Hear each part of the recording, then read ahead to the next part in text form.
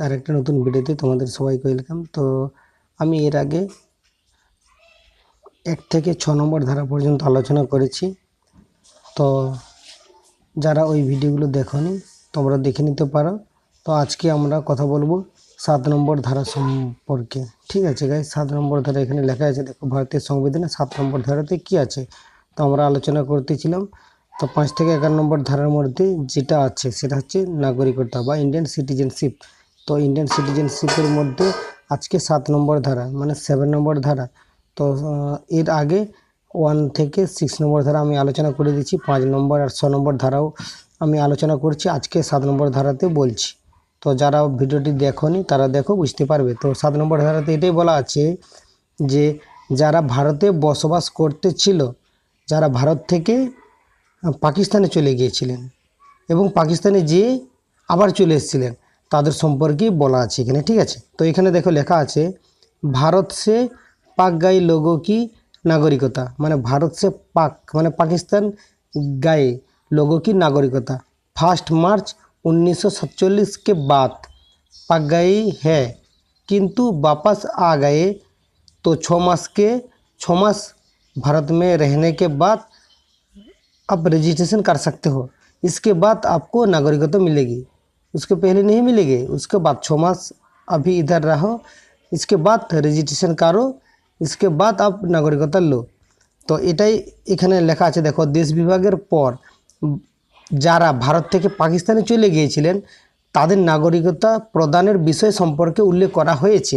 আর এটাই ডিটেলসে লেখা আছে যে যখন ভারতে যারা ছিল, যখন দেশ ভাগ হবে মনে করছিল, যখন 1947 সালের 1 মার্চ MARCH 1 মার্চ যখন মনে করতেছিল, যখন দেশ ভাগ হবে 1947 সালে, পাকিস্তান আছে, পাকিস্তান ভাগ হয়ে যাবে মনে করছে, ওখানে যারা ভারতের জনগণরা ছিলেন ওরা মনে করতেছিল যে ভাগ হয়ে যেতে পারে।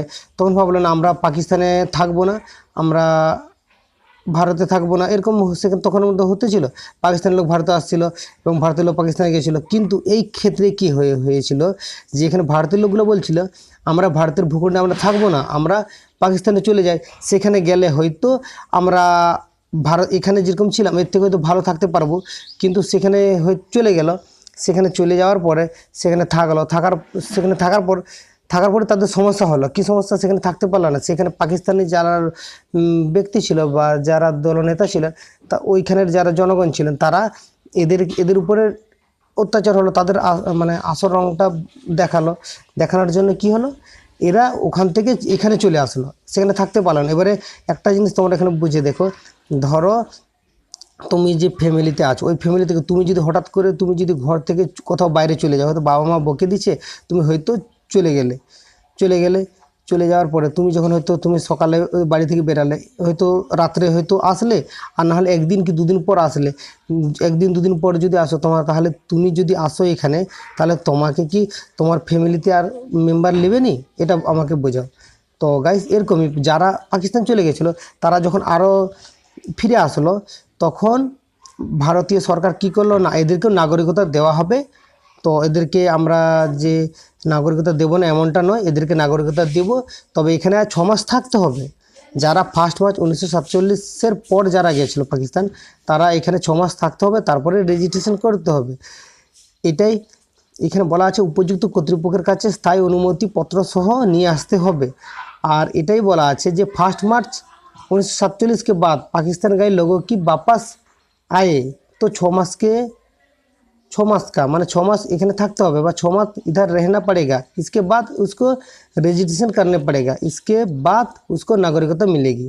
তো এর জন্য এই 7 নম্বর ধারাতে এটাই বলা আছে যে যারা ভারতে ছিল, ভারত থেকে যারা পাকিস্তানে গিয়েছিল, পাকিস্তানে যে আবার ভারত চলে আসছিল, তাদের জন্য হচ্ছে এই 7 নম্বর ধারাটা।